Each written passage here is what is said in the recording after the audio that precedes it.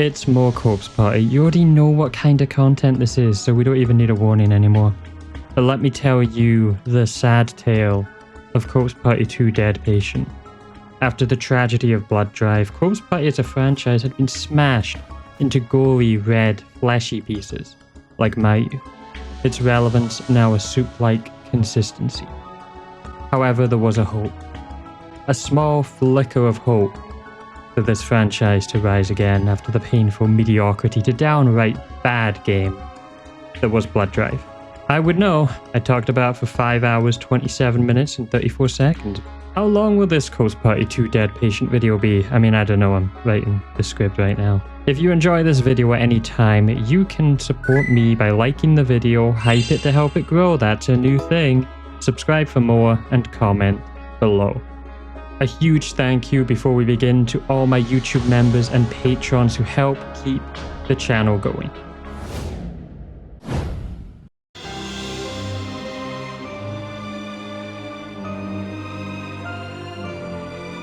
Corpse Party 2 Dead Patient begins 5 years after the events of Corpse Party Blood Drive, showing us a text box of someone on a computer being sent Naho's nods to the netherworld.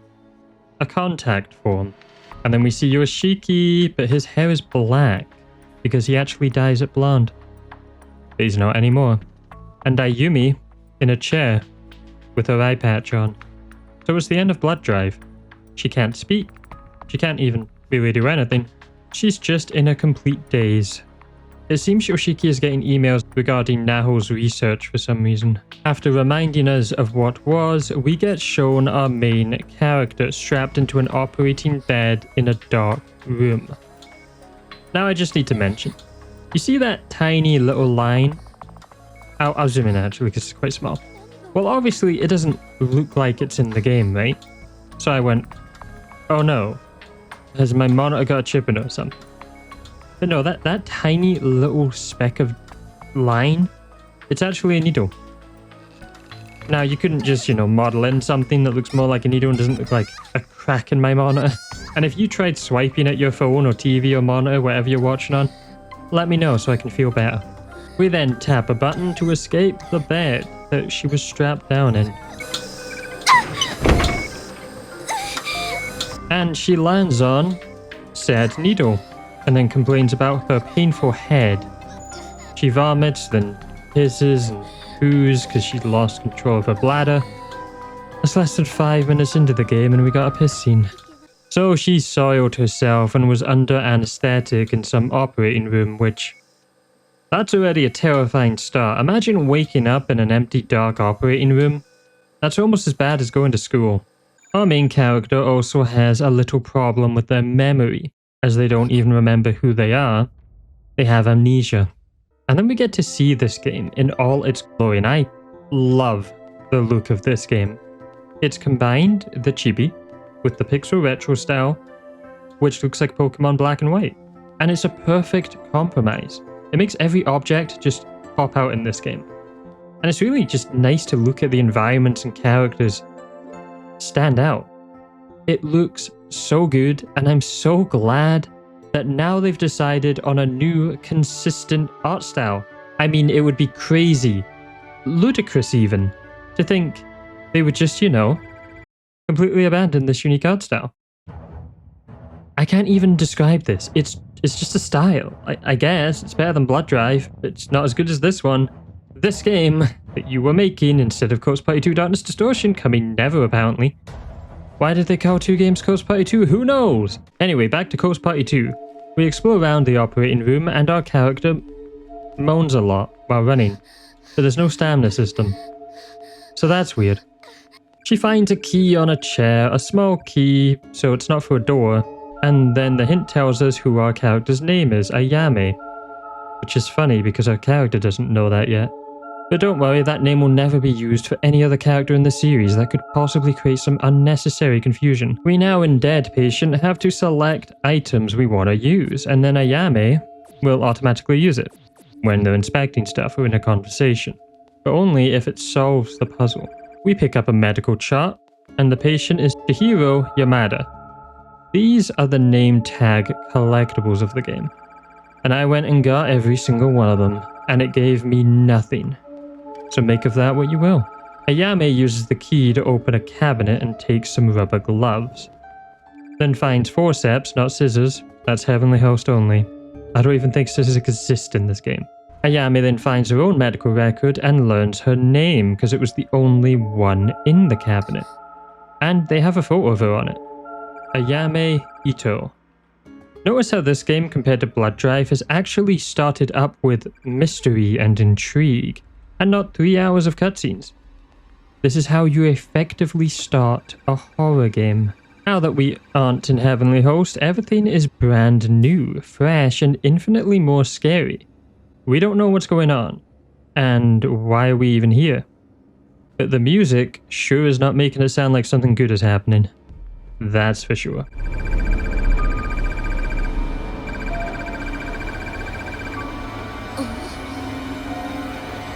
Ayame then puts on the rubber gloves and uses a forceps to fix a cable. Electrocuting herself a bit, as one does when using metal on electricity. That's conductive, but also productive. Again, props to the music already. Blood Drive, it had some good tunes, but nothing truly terrifying. This has already got me on edge, and we're literally just in a room fixing a wire. Using the ID card, Ayame leaves the operating room and finds herself in a hospital. I mean, that was kinda most likely the obvious assumption. You know, when you wake up in an operating room. But you never know. It could have been a college. A door that's locked leads to an MRI room. And Ayame slips in some black substance, probably the darkening. As she does, a young white-haired girl walks past, so there is other people here. The way this game resembles a DS game, but just higher quality assets, I love it. And I would have been so happy if they just kept this graphic style for other games, but I don't know, they want to chase realistic anime for some reason. Ayame heads up the corridor and the little girl is just ahead of her. Ayame hasn't actually noticed them though, and calls out for people.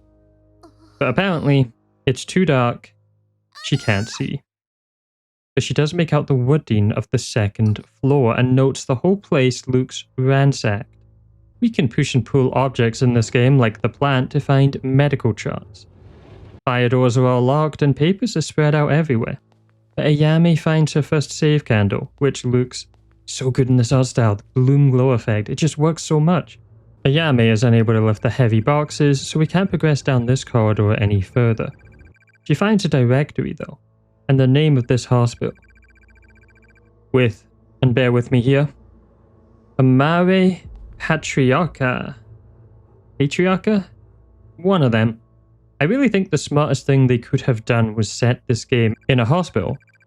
I mentioned this in my Resident Evil video, but horror game locations work when the setting is a place that's had life or should have life, that's become corrupted or is now abandoned.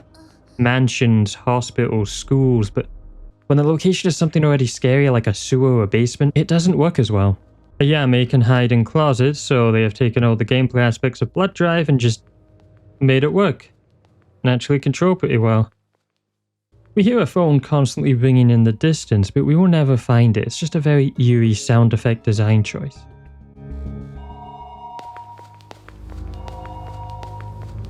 We're back to classic corpse party now. Ayame pushes a button for an elevator, but it doesn't come. She theorizes something must be blocking it, and that's a hint for us to remember that. She manages to find a door that is opened, and it's a locker room with many, many lockers. So you know what I did? I checked every single one. I would come to regret this not moments later. As we find a time card recorder that accepts cards, and then enter the laundry room, and in this room, the washing machines have closed, but they have mold in them, suggesting time has passed. Anyway, why I regretted checking all the lockers? Is when you look inside the canvas hamper, Ayame finds a key, and where does this key go? Go to one of the lockers, the same ones I just checked all of. So long story short, there was a puzzle here with names, but I didn't really understand it, so I just checked all the lockers one by one again until I found the one I needed. I later came to understand it was a very simple puzzle and I am dumb. What you want to do is check the named lockers so you can find out the letter, and you just need to find the letter N. And in that locker, we get the office key. The office is right beside the save candle, and inside is a bunch of desks and computers. Some on, but they're all frozen, and once again the place looks ransacked. We pick up a staff list and find ourselves unable to go any further. This game plays like an escape room, even more so than the other ones. You find yourself in many rooms, and you have to look around the one room you're in to work out a code on a key card to get to a next room. So for example, to get this key code, we have to look at the staff list and get a bunch of names and dates. If we look at the notes on the desks, we can work out who was working at which computer, like Mikami.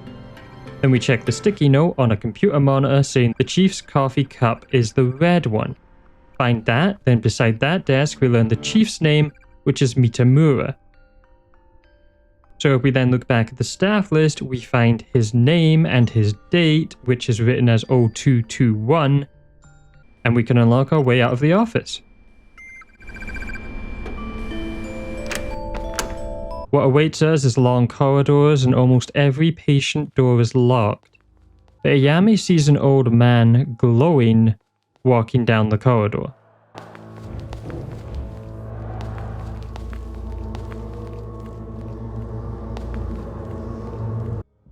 She doesn't actually say anything about it, but follows him and finds some vending machines, and in the trash can, an empty drinks can. This is a new mechanic. You throw it to draw the attention of nearby enemies. You will see how this quote-unquote works later on. She keeps following the old man ghost and smells incense. We're in a walkway now, and we get some Heavenly Host flashbacks as we make it down to the first floor through the stair walkway. Except it's a lot more modern now than, the old ruined elementary school. Maybe she can get to an exit. The first floor is a lot more lavish, resembling that of a hotel than a hospital. But still has the hospital doors with a radioactive sign on one of them. Ayame sees the man phase through this and hears an argument.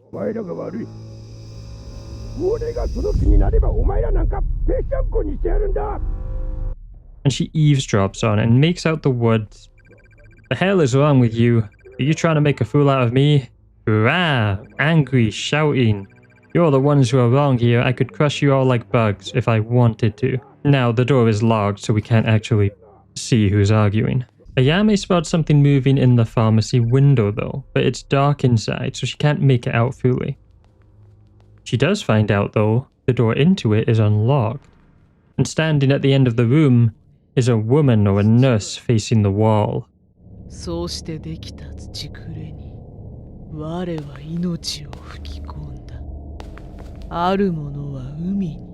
We approach her and she's called Pharmacist, which makes sense as she's in the pharmacy. And she's muttering to the wall about branches are bones, the earth is meat, and I shall breathe life, lumps of earth.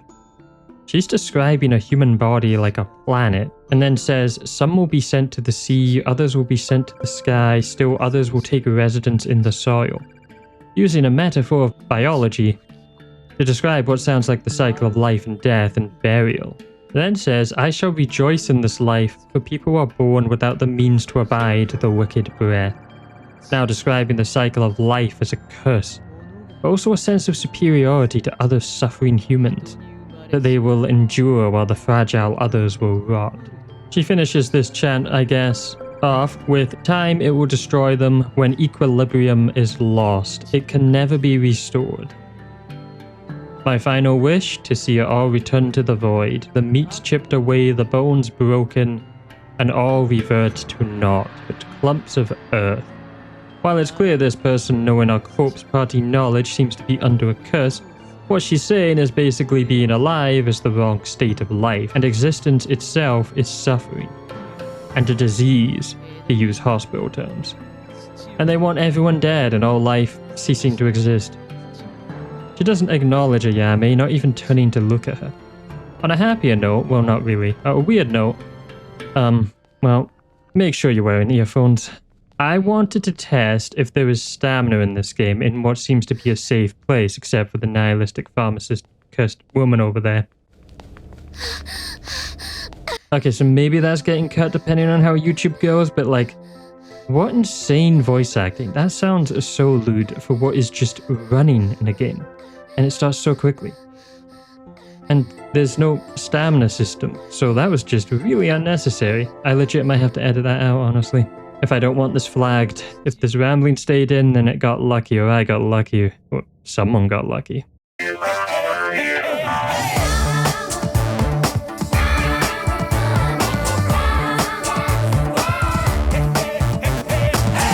We go out a door into a new room connected to the pharmacy, and what the hell is this? Oh god, is that carnival music?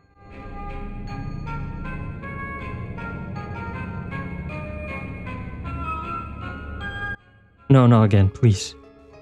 Oh wait, it sounds not distorted and not overly loud. I think we're good. Ayame picks up a toy rattle for some reason? Okay. And it makes a sound when shaken, designed to calm babies. So why on earth is this an item?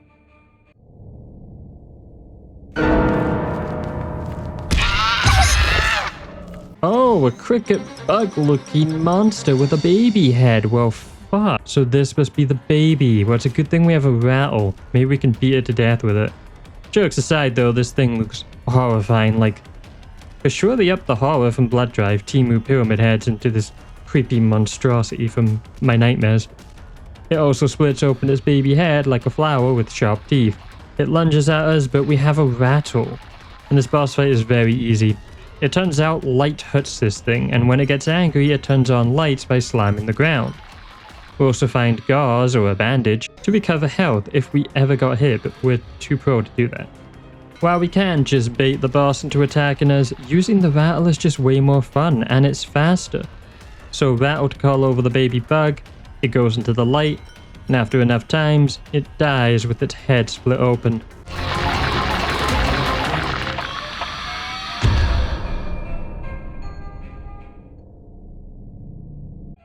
And Ayame looks adorable with her little rattle just swinging it back and forth. And makes, you know, that one tune. And you can just tell she's so proud of her little skill when using it. Just ignore the dead baby monster in the background. It ruins the vibe. Leaving that room, the pharmacist has Seiko'd themselves. For some reason, we still have the baby rattle. I don't know when this will ever be useful again. But okay.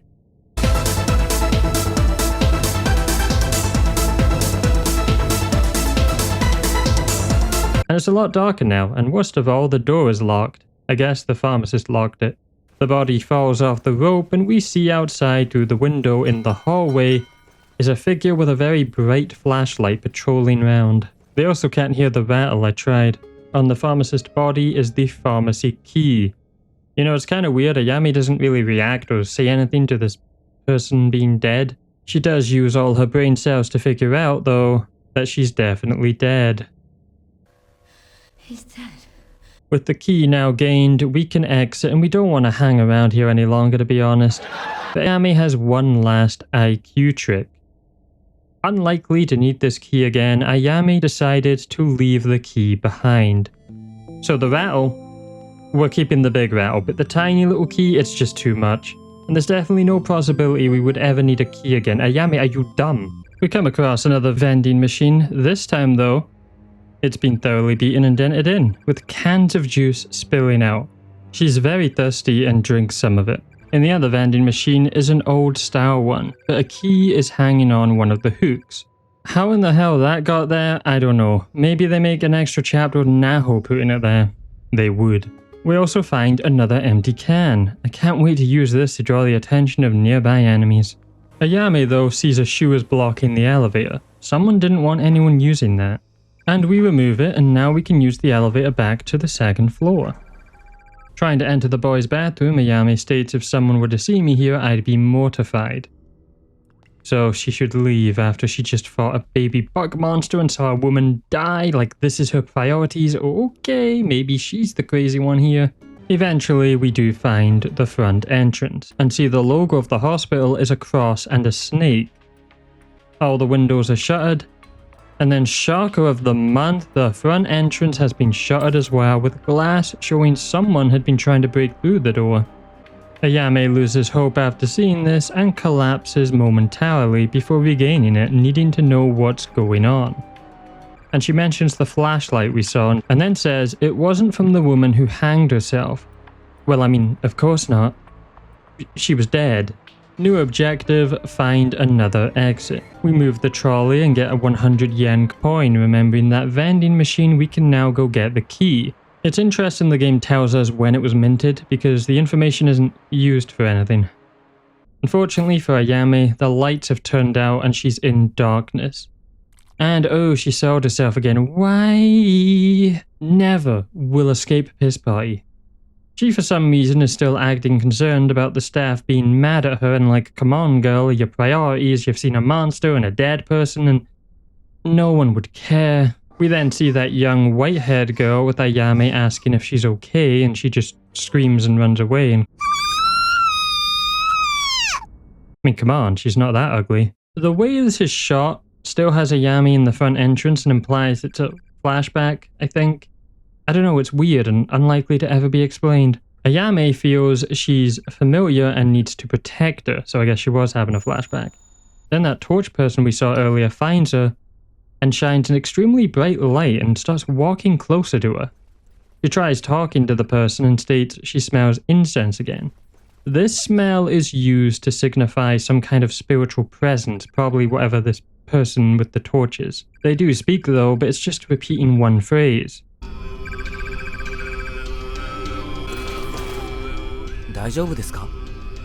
They move closer. Then they whack Ayame over the head with a weapon, while still saying some phrase.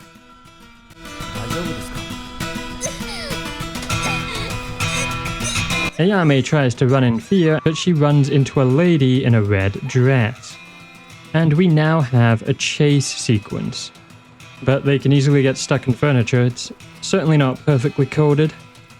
They don't exactly move around or anything, they just lock onto the player and follow them no matter what. With the woman trying to eat Ayame, we really just need to leave the entranceway though and they don't follow, so it's not exactly a challenge. I test out the can throwing and it's something you hold it down and release, and I didn't know this and I thought I'd press a button afterwards, so I kind of just threw it at a wall. Ayame then inserts the coins into the vending machine to get the key. And also finds 2 10-yen coins that come out, also telling us when they were minted. Ayame actually got the emergency exit key. So we head back to the second floor and unlock it. But outside is a heavy rainstorm.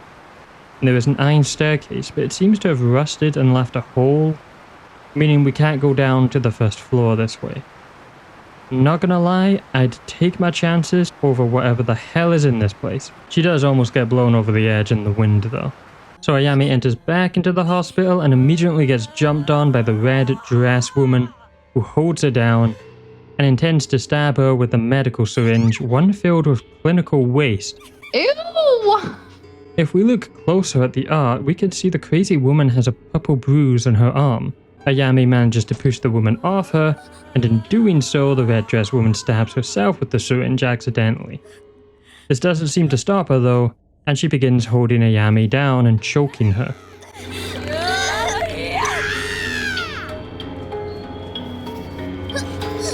Through the door though, another woman runs in, holding a bright light, which immediately causes the crazy red dress woman to retreat, running screaming down the hallway.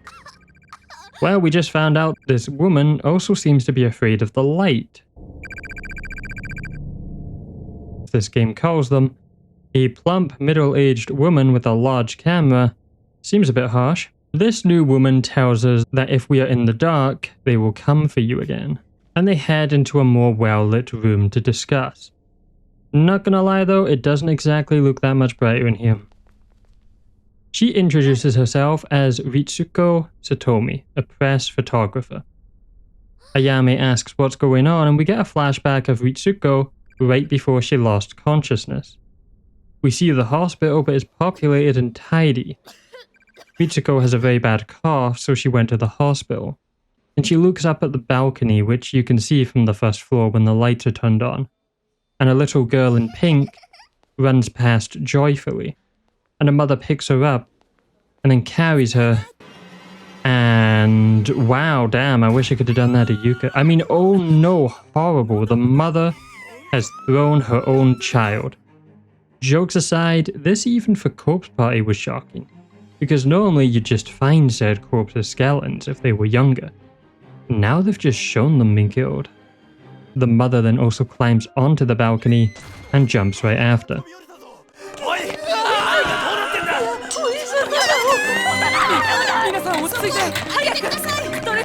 And people rush to find a doctor.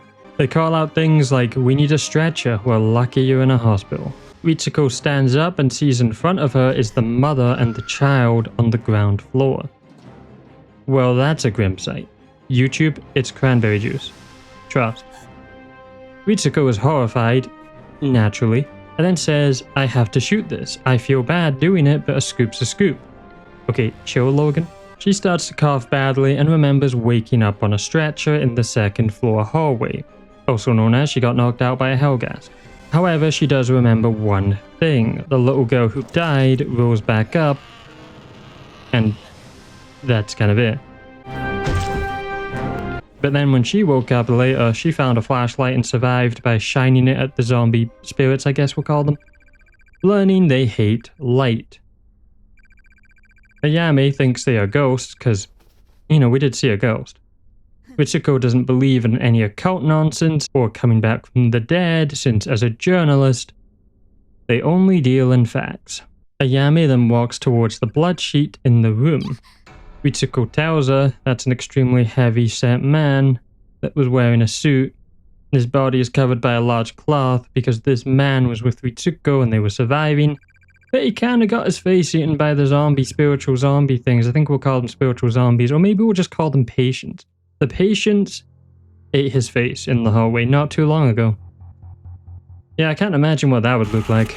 Ritsuko warns us to avoid the halls and says because there is no escape, they can find their best bet, which is to barricade and just hold up somewhere. That's not a bad plan. She says the nurse's office is the best place as it has electricity and lighting, but also direct contact to the outside.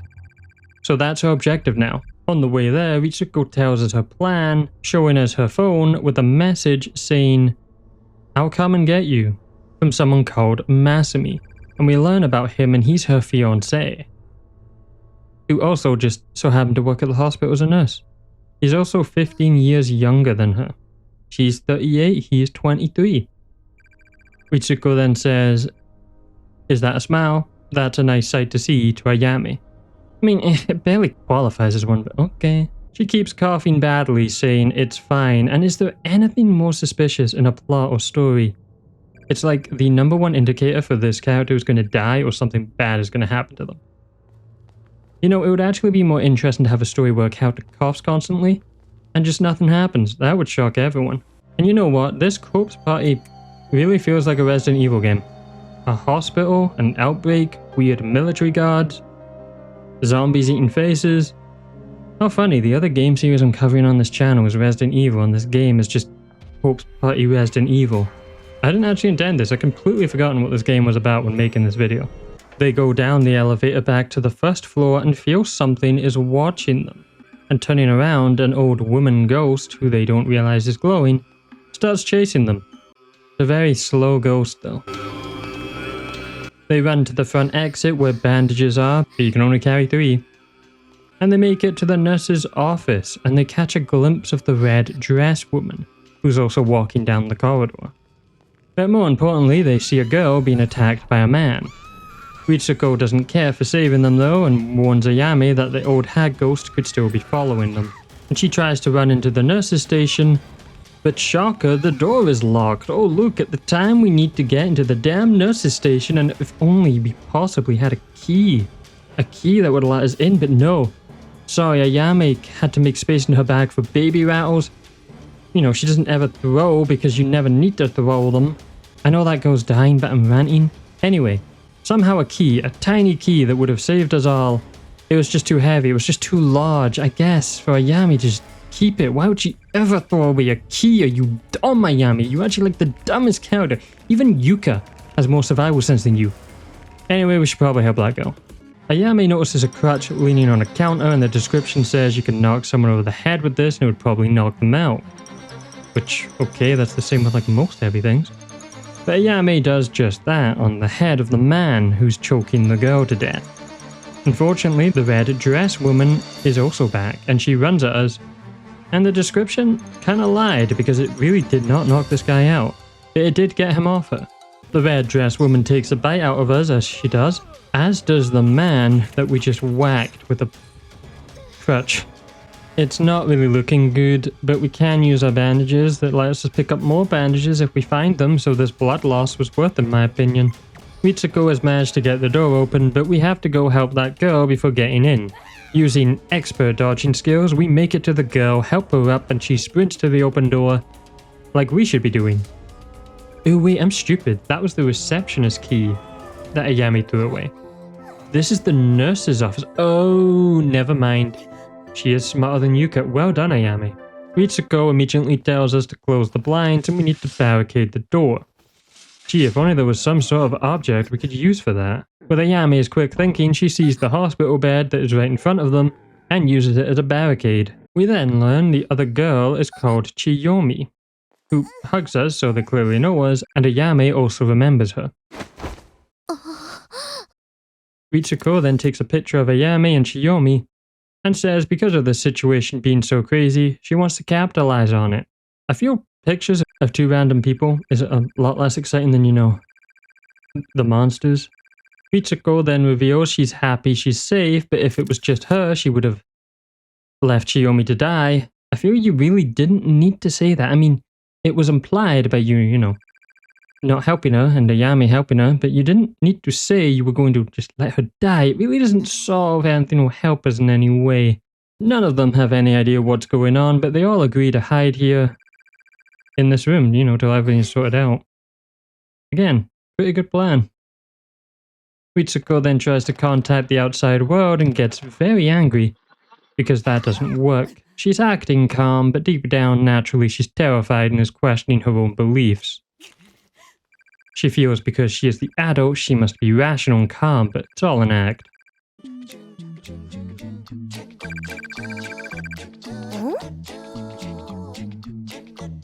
Well, Chiyomi is also a gremlin creature. While crawling around, Ritsuko finds books with some pages having red markings. If it's not the Book of Shadows, then I don't care. But she shows us them anyway, and it's articles talking about something called Deathbringer. Ayame finds it oddly familiar. But that turns out to be literally because the marked pages have that word. So Ayame, is your brain's memory that bad that you just forgot what you just read? Anyway, Chiyomi has said it's talking about that disease, so Deathbringer is a disease. What a name. The disease's cause is unknown, but it's commonly referred to as the Dark Curse. A very generic name. Like, you could have been a bit more creative there. Better than calling it a killing curse and a dark mark, though. This disease causes the patient's limbs to gradually turn black. Wait a minute. This is either the Dark Moon or the Raccoon City Syndrome. Well, that explains what's going on, but it doesn't explain why it's going on, and what caused all this to happen in a hospital, and who are these hellgas-looking guards with flashlights. They decide to drink coffee and wait, and Ritsuko tells them about her fiancé and how he's on his way. She's saying he's going to save him and that she's been messaging him. Chiyomi then says, how about you just call him? And she has just brought up an amazing point. Why doesn't she just phone him? And Ritsuko answers, she tried, but he never picks up. So that's really odd. Though her explanation of maybe he's just busy with other patients, I guess that makes sense. Though it also would be nice if Ritsuko started understanding there probably isn't any doctors around. We've kind of been to the first and the second floor and there's been no signs of other life. In fact, the person who was with her was literally eating in a hallway. Ayame then asks Chiyomi why she's here, and Chiyomi is confused by this. She heard Ayame was in hospital and came to visit. That makes sense. And she also came with Ayame's other classmates, Kurara, Chibanu, and Zakiyama. Those are definitely different names. Thank God they're not all called Ayame. Chiyomi also witnessed the start of this incident, but immediately after the chaos started, the shutters came down and smoke entered the hallways, which she breathed in and went unconscious. So this incident seems either planned or the hospital reacted very quickly, though knockout smoke is very suspicious to just have that prepared She woke up again in the bathroom and her underwear was stolen for some reason. I don't even want to begin to think. It's here Ayame reveals she has amnesia to everyone,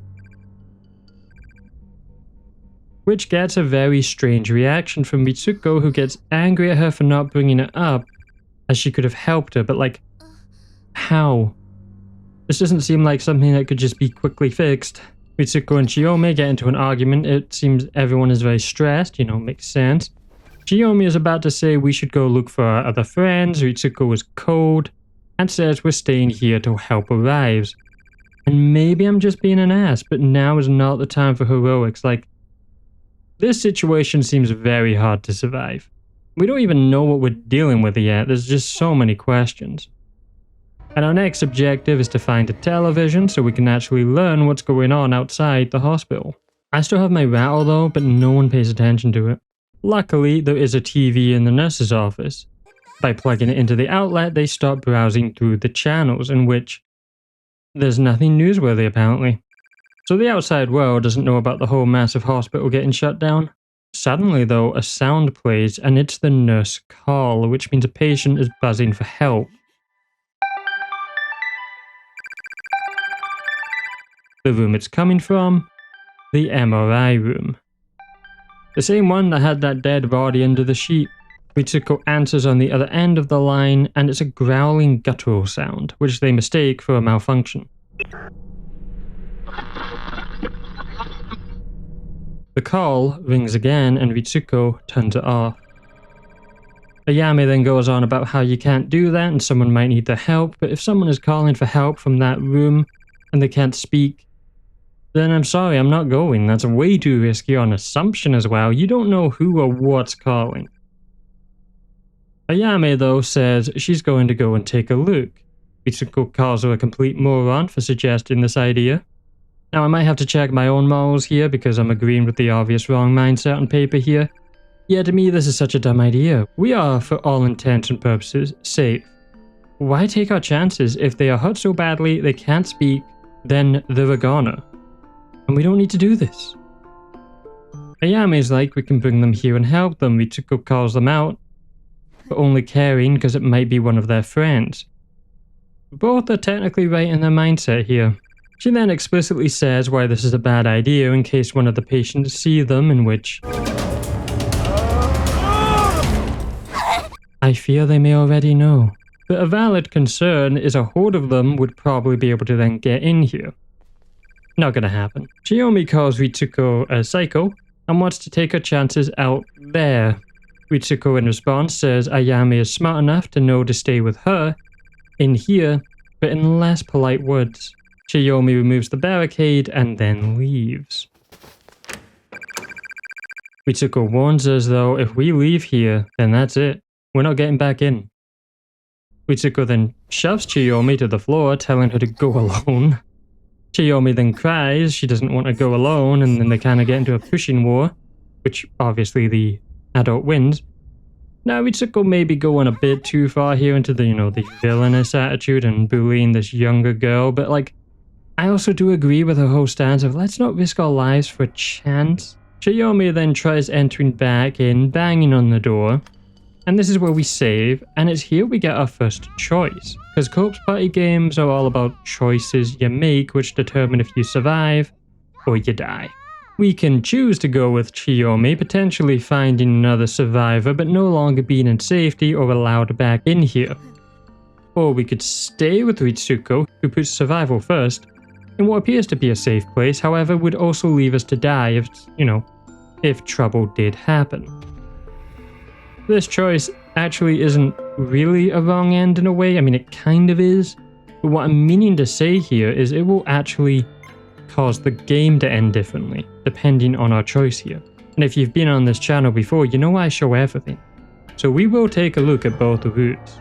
I decide to stick to my beliefs and stay in the safe area. Time passes for a bit and Ritsuko receives a message from her fiancé, Masami. And we see a picture of him on her phone. And he's asking if she's hurt. We then climb up to a vent and unscrew it with the coins we have. We can't actually see anything but darkness when looking into it. It's created an escape route though if, something went wrong. Ayame then brings up she's worried about Chiyomi and doesn't believe helping people is the same as holding them back. Masumi then goes back to her saying he's already at the hospital and to wait for him here. We then hear a lot of people walking down the corridor and Ritsuko says the cursed words. We are finally safe, which never means they're finally safe. Then a taping sound is heard and we find out we are currently getting sealed into this room. Ritsuko tries calling her fiance, but the call won't go through. Then white smoke gets unleashed into the room, and we go towards her, but she's collapsed into a coughing fit, and we can't help her up. So we head to that vent we opened up, and Ritsuko does get up and follows us. This says to go on ahead as she slams under the desk while trying to climb in. But Ayame does come back. Ritsuko is angry, she has, come back to risk her life. Going on about how you should always do what your elders tell you, blah blah blah. All in reality, she's just angry because she understands her fiancé might be in all of this. Ayame does head back through though, but then comes back, giving her a piggyback ride, and Ritsuko now calling her a stupid child and wanting to be left to die, as she is a fool of a took, who was betrayed by their own fiancé. Damn, I did not expect that.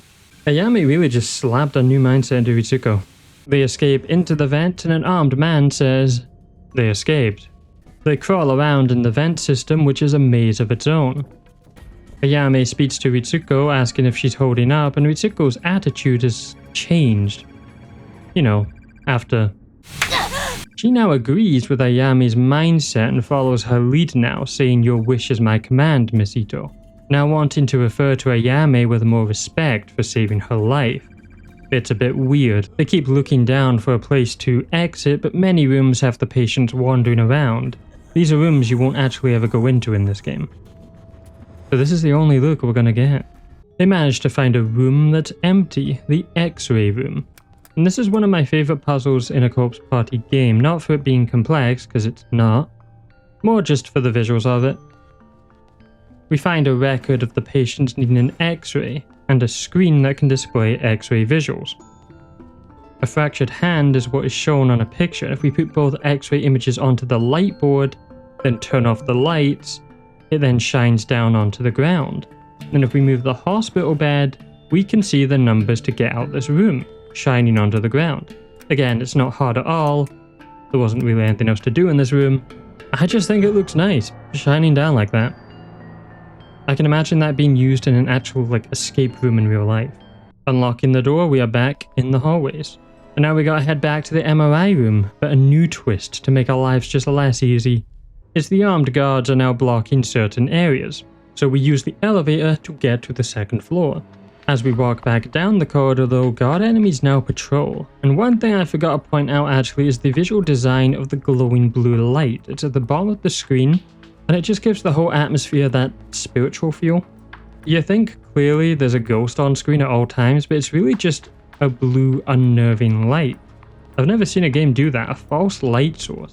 I think it works well, especially because it's dynamic and will actually go away and come back randomly. We attempt to sneak past the guard, but they spot us, and their weapons, unspecified melee ones, have so much range, so it looks like we're going to actually be using a lot more bandages. The duo then arrive to right outside the nurse's office again, seeing the ones who pumped the gas into the room, but they've now surrounded someone else. Ayame points out the soldiers' outfits have the hospital's logo on them, and they've restrained the red dress woman patient, surround them, and start beating them to death with their unspecified melee weapons.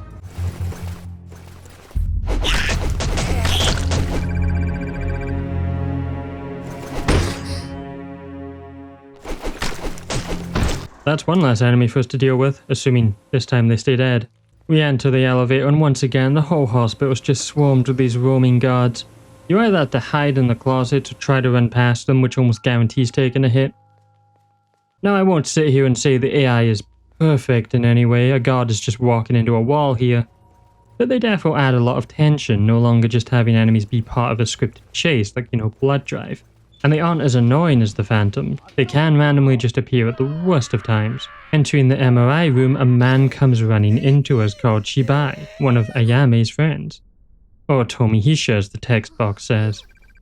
He's screaming and panicking and runs past them and then out of the room. What's odd is that massive body is no longer in the MRI room. So where has it gone? We hear a male voice screaming to open the door to the operating room where we started this game. The layout of the hospital is really becoming a lot more familiar to us now, and we've actually backtracked a lot, but the game's done it in a way that hasn't felt tedious because it's changed up the enemies and just rooms. The door has actually been sealed with an iron plate, but we can easily remove it from this end. It only locks things in. In the operating room is that massive, and I mean massive man that apparently was with Ritsuko, who is meant to be dead but clearly isn't. And I'm sorry, but this was the man who was in the suit that saved her. I know she said he was large, but that was a bit of an understatement. This is literally Shrek. An alarm plays and the room seals as the large man jumps into Ayame. Ritsuko, though, in a legendary move, shoves the heavy man off Ayame, and yeah, I can see from her face, she'd rather be dead at that moment after almost being crushed by a big rotting corpse of a massive man. Ritsuko does help her up, and they realize they've been locked in. As the man goes to strike again, another man comes running out the closet with a big brush. He whacks it on the back of the dead man to knock him down again. Somehow this did actually knock him down, it really didn't look like it was gonna. And then a girl comes out as well. They're not hiding anymore, and Ayami recognizes them as her friends, Shimazaki and Tishimizu, with her first name being Kurara. Kurara, that just sounds like a name from Lion King. You're not gonna fool me, Corpse Party 2 dead patient, but not Corpse Party 2 too. Unfortunately, the dead man, or Shrek, rises. Shimazaki gets blown across the room with a punch that's very surprising. Ryuji wasn't just turned into mush with that one punch. This is accidentally, but probably for the best, also thrown Kurara back into the closet. We now get another boss fight, and can you guess what the gimmick is? No, it's not the rattle. We have to dodge the big boy's attacks, and he flops over, and we turn on the operating light, and that does damage. They really aren't making good bosses here, but it's fine because it's only the first chapter of the game. They can clearly improve that in chapter 2. After a lot of flopping like a fish and lights turning on, the big man double dies, and Kurara goes to check on Ryuji, who is also still alive somehow. These names will be the end of me.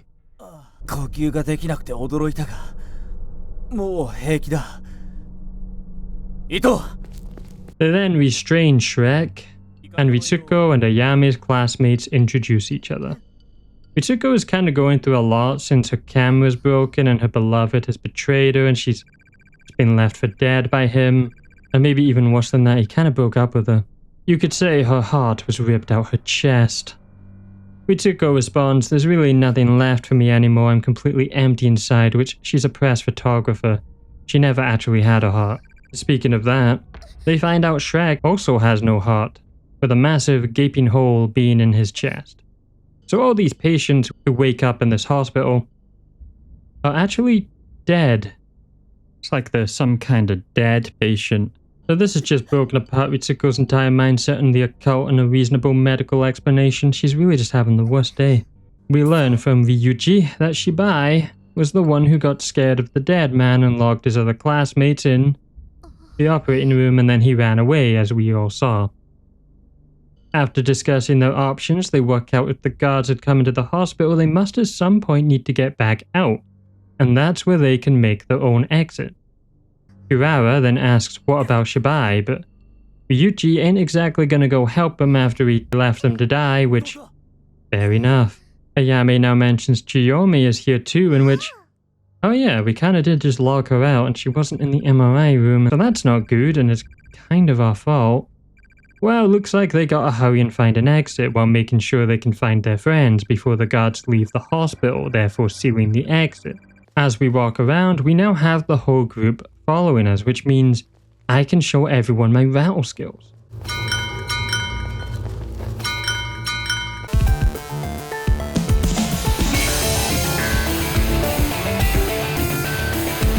Ritsuko asks how they all know each other, and we learn they were classmates who were all friends since they were children. Another surprise awaits our group as the whole hospital is now pitch black, meaning danger for us all. However, we do have that torch and an empty can that we can find. I'm sure that'll be useful. However, the torch is probably better, as we saw in the cutscene it full on stopped and attacked, so surely we just shine a light into them and we're good, right? Speaking of that, there's many patients wandering around in the dark. The ones we saw from the vent are now out in the open. So we go the long way round. Strangely, the patients are also in the office, which is brightly lit, so that doesn't make any sense. We come face to face with one in the corridor and the torch is right on them, and that cutscene definitely lied about torches being efficient because I just got my jugular bit out of me. Yeah, that light mechanic? Straight up false. It's only in boss fights. That torch is just a pure cosmetic, which means we just gotta run in the dark again. No stamina meter despite, this insane panting. On the first floor, we hear the radios of the hospital guard, and the contagion is loose, and for them to all evacuate immediately. As well as the sound of people just getting torn apart. The front entrance is being sealed, so I guess it's abandon friend time and run to the exit. However, for the first time ever, we can enter the boys' bathroom, and all we got was a lousy medical chart. I guess it's not embarrassing now we have one male in the party. The corpse party. As we run through the halls, the guards are bloodied up and torn apart. It seems their control over this outbreak didn't go so well, they're kind of all dead. Even one getting their corpse sliding across a corridor. And in the receptionist area is tons of— wait, are you serious right now? There's no way that damn distorted carnival music is actually back. Oh my god, it's getting louder.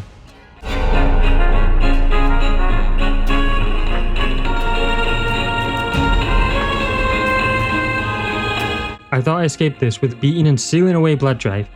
Why would you put this back in my mind, in my brain, and this game? Why would you do this to me? Why would you do it to this game? It also literally has no purpose, just creepy, I guess, but gives me PTSD from blood drive, and we don't need to talk about that. It's gone. In the front entrance, Urara gets knocked down by what appears to be a gas canister getting fired, and Ryuji also gets knocked down trying to help her up. They tell Ayame to escape and inform everyone what's happening in here. And we now are getting swarmed by guards, so we have to dodge them. They're firing gas at us, and the ones with the batons, I think that's what they are, or unspecified melee weapons, are trying to knock us out. Oh, we're saved, an empty can.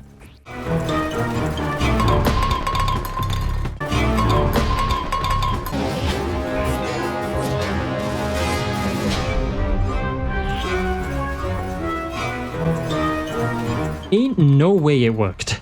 The guard was literally looking at us. Why would he turn around? Somehow they get distracted with cans and we make it to the front door, or we would if it wasn't locked. So we have to then run around again, survive, distracting them, while Ritsuko works on lockpicking the exit, I guess. But it's all fine because I have my secret weapon, the baby rattle. Surely now is the time, because why else would the game let me keep it? Now, I'm not saying me ringing that rattle sped up her unlocking it, but we can't deny it didn't. We dodge the canisters and make it outside before being stopped by a man and more guards. The man is Masumi, her fiancé. He calls her a dead patient. That's the name of the game, and how they can't be allowed to leave or it would affect the rest of the world. Guards then restrain them, and Chiyomi and Shibai were also already caught by them. Ritsuko demands to be told what's going on and says, "What do you mean dead patient?" Hey Ritsuko, join the club. We've all been asking that from the game developers for years. Now Masumi, the obvious villain, calls her dense in more ways than one, and then punches her with a really fast punch. I know this scene is horrible for our characters, but that pose that Masumi is striking right now? I mean, how can you take him serious? He calls her dense in brains and in mass. Then a guard just randomly walks up and down. I don't know why, they didn't say anything. Then Masumi turns to Ayame saying, "You want to know the truth?" Before grabbing her, calling her pretty, but not about her looks. He's talking about her insides, like Morishige, when he was under the darkening. Then says, "Want to see for yourself?" And then we see the truth. Ayame has a massive hole in her chest, and she has no heart. She is one of the dead patients. Close enough, welcome back Resident Evil Village. Masumi says your session is only just beginning, and does an evil laugh. What a cruel lie to us corpse party enjoyers. As the game's title flashes up, and some very epic credits music.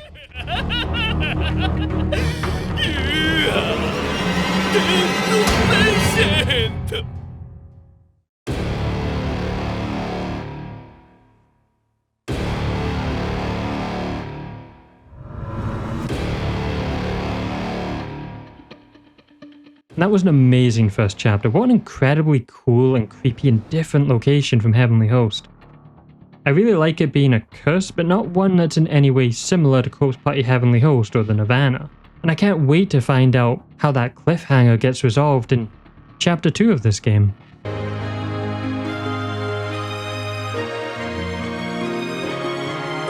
Yeah, we come to the sad realization that we were all trying to avoid.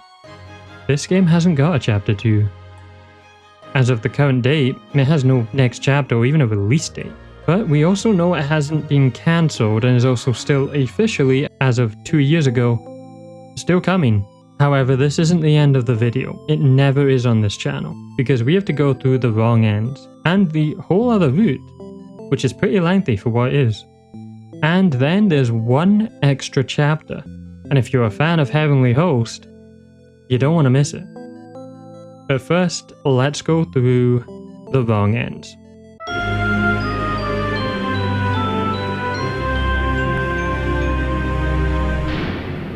The first wrong end happens when fighting the baby bug, as if you get hit by its attacks too much, it just eats Ayami's head off. Very Misuto. The next one happens if the dead god spirit and the red dressed lady get a hold of you at any point in the story, grabbing onto Ayami and eating her, though it also kind of looks like, you know what, we don't need to say. You can interpret that however you want. There's obviously wrong ends for every enemy, however, there's also the other route, and that's the most interesting. So let's get back to that choice, and this time, we're gonna follow Chiyomi. Now alone, we Ayame have to find out where she's gone. We never actually saw her till the end of the other route though.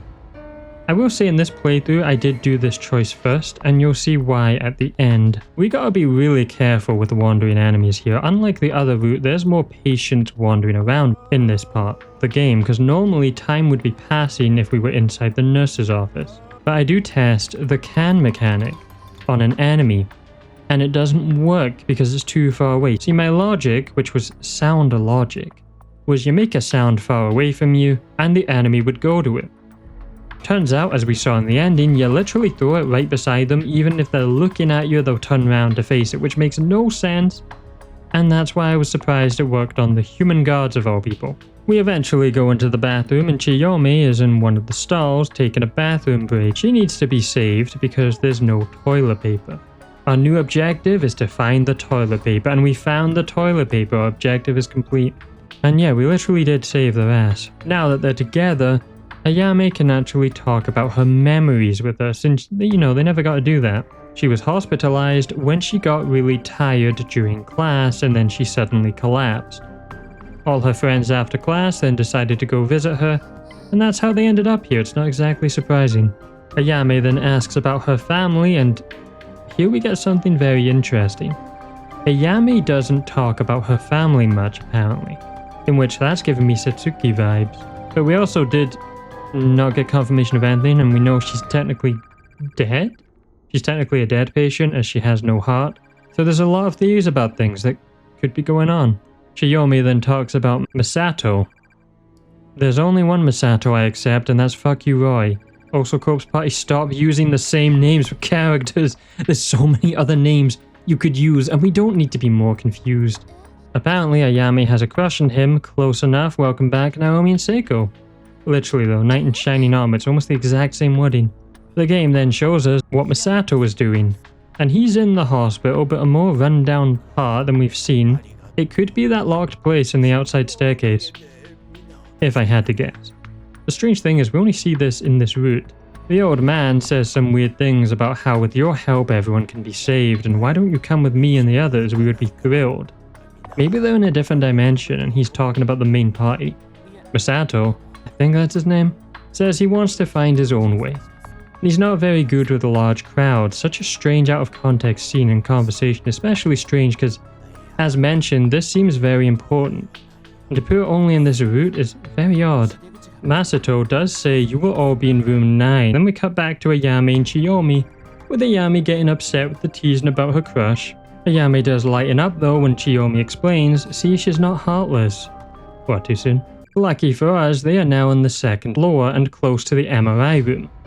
But we still have to be wary of the patients still wandering around. They do make it into the MRI room, to see who needs help. And yeah, there's no one. The big body of the dude is still there, so this was all pointless. No friends, just a corpse. And no party either. They even look in the operating room and no one. Very different from the Ritsuko route. Then when they go back into the MRI room, the big body of the dead man has disappeared again. However, they decide they should go back to the nurse's office and tell Ritsuko what happened. We do suffer a hit going back to the elevator, and when this happens, the enemies actually get stunned themselves. We make it back to the nurse's office, but something is different. There's a horrible smell. And the door isn't even locked. But the actual lock, CyberLock, has become twisted and malformed, violently forced open, which can't be good. And when they go inside, holy sh...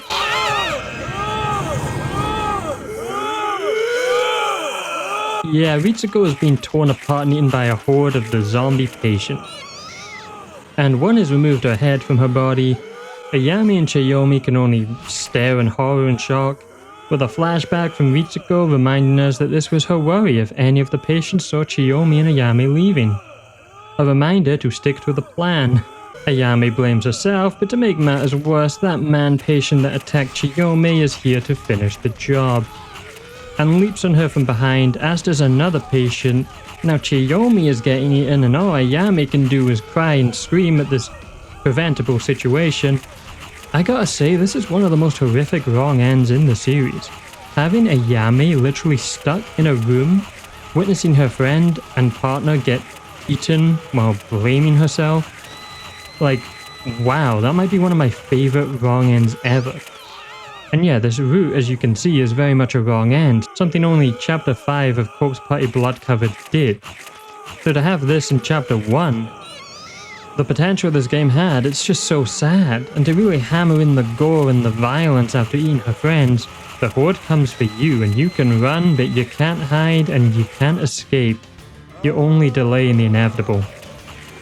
And Ayami gets torn apart and eaten, and in the most metal and effective bad endings I've ever seen, Ayami's scream gets cut off as the game goes immediately to the credits, letting you sit there in shock and horror just like Chiyomi and Ayami at what the hell we just saw and how bad things can go if you decide to be a dumbass. This is why you stick to plans, you don't try and be a hero, and you put survival as your #1 priority. Okay, but how cool is it the credits go into the Corpse Party motif? Like, man, why was this game never finished?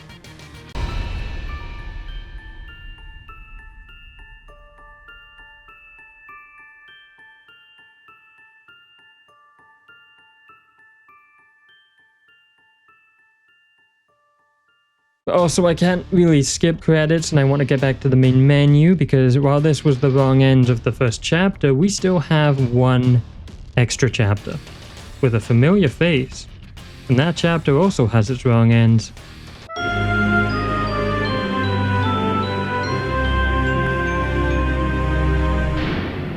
We start the extra chapter and see Satoshi in a really unique yet nice outfit, like white, yellow, and orange and striped t-shirt isn't exactly a common design, but I think it looks really nice. Satoshi is saying we can't just sit and hide in here, and he's actually talking to his mum. And then we see he's in the hospital, and his mum is also in the hospital. So they just introduced a really personal stake in all this. It seems Satoshi is here during the same events of the game, and that time is when the guards were here blocking the corridors. Satoshi overhears the armed guards, and we learn a bit more about their plans. They're taking the patients in this hospital for some reason. This is all just one big experiment, and they are being tasked with capturing them all. They are also coming towards Satoshi, so we need to hide somewhere. Thankfully for us, one of the doors is already open. Then we get a radio call from someone called Alpha, and this guard is Delta. We don't hear what's said, it's muffled. But then the game just tells us what was said, and that's a patient has been sighted on the first floor, and they need backup. This is most likely Ayami, or it's the red dress patient who they beat to death later. Satoshi has actually entered the office, but there's no danger here. Since it's unlocked already, we know this is because of Ayami. We do have to be careful of the patrolling guards, and I would say this extra chapter is actually harder than the main chapter due to how many enemies and how little resources there are. Also, no save candles. If you die, it's right back to the start. Satoshi makes it to the corridor of the operating room, but all the doors are locked. He also picks up a time card. We saw a machine for this in the first chapter in the locker room, so that's where we're going to have to go. He also claims he's not that lucky when he's literally the ultimate survivor in these games. Trying to enter the MRI room, it warns us that in doing so, all magnetic cards could be rendered unusable due to the strong magnetic field. It's not like we can go in there anyway, though it's locked. In the locker room, we immediately get hit by a guard who was camping at the door, and what absolute bullshit. That's just random unluckiness. You know what? Maybe he is unlucky. Running to the time card machine, we activate it, and the ID is Watari, Friday, and the letters ENT. We then go into the laundry room as I realize, oh no, are we gonna have to find the locker? And what's worse, I have no healing items. What's even worse, there's 2 guards with bright flashlights roaming around this area. And we gotta find the W locker. But these lights are so deceptive because it looks like they're right beside you when they really aren't. Thankfully, we do manage to get the ID card and I don't die. And that would have been cringe if I did. Satoshi then uses the ID card to enter the operating room, and there's no one in here. Apparently it reeks of disinfectant. So then Satoshi's phone pings, and he's got a ton of notifications from Yuka. No! She lived! Oh, but Naomi, yay. Well, it seems Naomi and Satoshi live together, possibly married or dating. And they are having Yuka's chicken meatball curry dish tonight. Satoshi says, who puts chicken meatballs in curry? Exactly, Satoshi. And you had the perfect chance to get rid of her, and you didn't take it. Ew! So this is so weird, but like, Yuka's 19 now. Maybe she's actually like a good character. Maybe the incest thing's gone. She might have grown out of it. That'd be amazing. Well, we won't find out anytime soon. It's Naomi's text messages next, and she's seen what's happened on the news, asking if he's okay. However, they have only said the hospital security went into lockdown and everyone's been trapped inside. So nothing about the undead, zombie, spirit, cannibals? It's all been blamed on a system malfunction that has people trapped. Satoshi tries calling Naomi, but now the phone is having interference. Possibly it's remnants of the old conversation and time has messed up again because it's not said yet, but I feel like they're in a cursed dimension again. Satoshi can rest easy though, knowing Naomi's safe and sound, so that's cute. Aww. See how me explaining those relationships in my first Corpse Party video very quickly did actually matter in the end. That's the quality you get on this channel, though it's more entertainment than quality, to be honest. On the chair is the emergency exit key. Yet as Satoshi goes outside, there's a blue-haired doctor on the stairs. Satoshi gets his attention, and the doctor introduces himself as Shishiro Morishige. Hey, wait a minute, Morishige. Like, I know that's a common name, and I know Corpse Party loves to use old names for characters not related, but you don't think. I mean, he looks like him. And Satoshi is thinking it. Wait, there's no way. Is this Morishige's dad? And that's the end of the extra chapter. They left as well with that. There is some wrong ends, and then we're going to go through the cursed development of this game, and all the information we currently know about its future.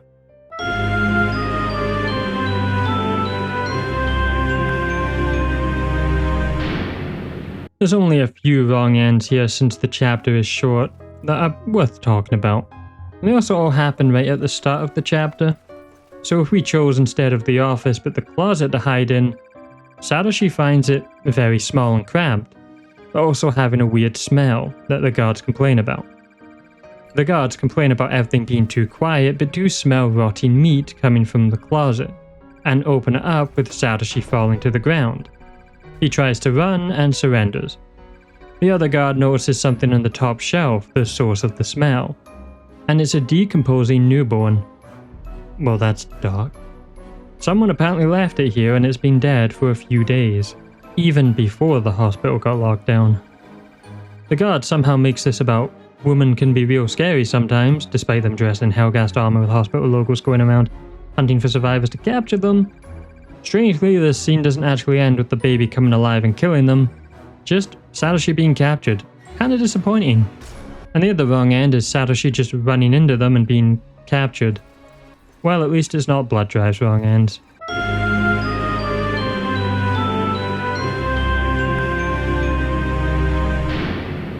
Now normally this section would be my new introduced in the Resident Evil Requiem video, the story recap explained as quickly as possible with catchy music.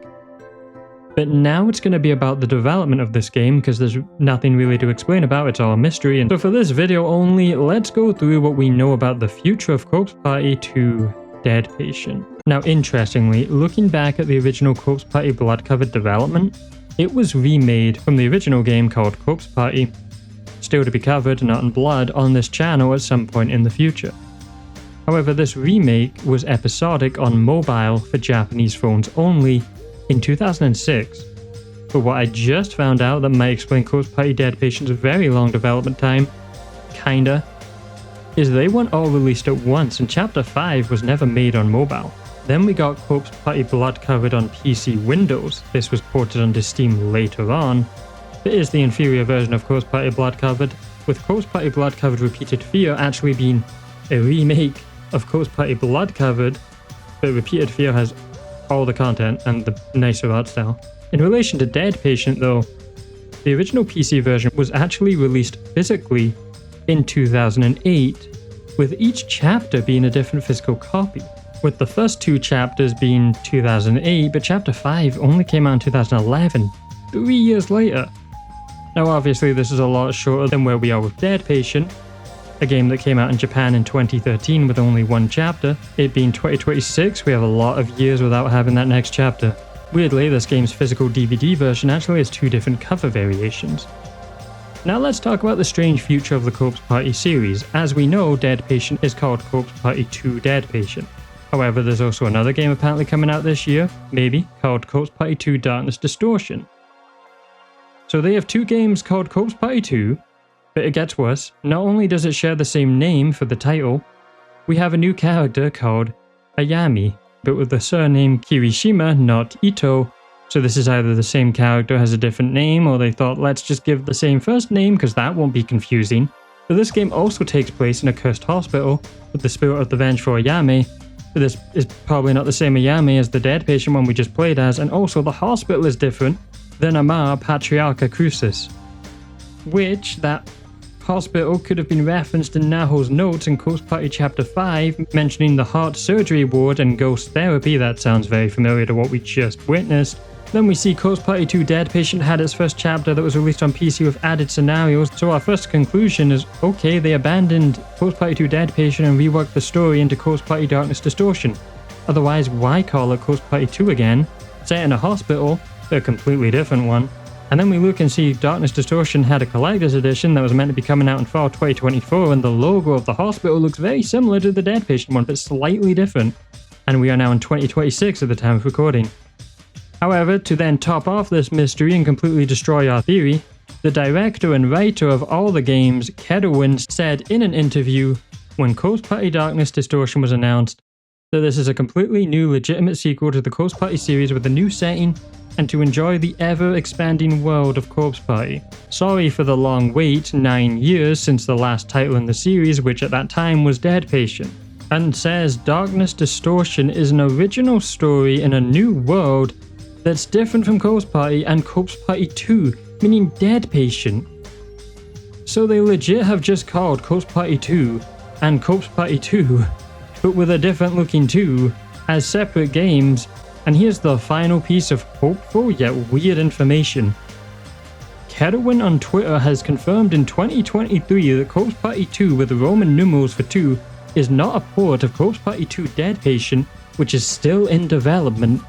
And please look forward as well to Corpse Party 2 Dead Patient that is still in production. Wow.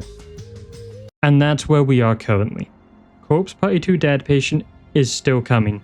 Whether you believe that or not, that's what's said. I have no idea. I know this title implies it will never be finished, but can you really blame me? It's been so many years.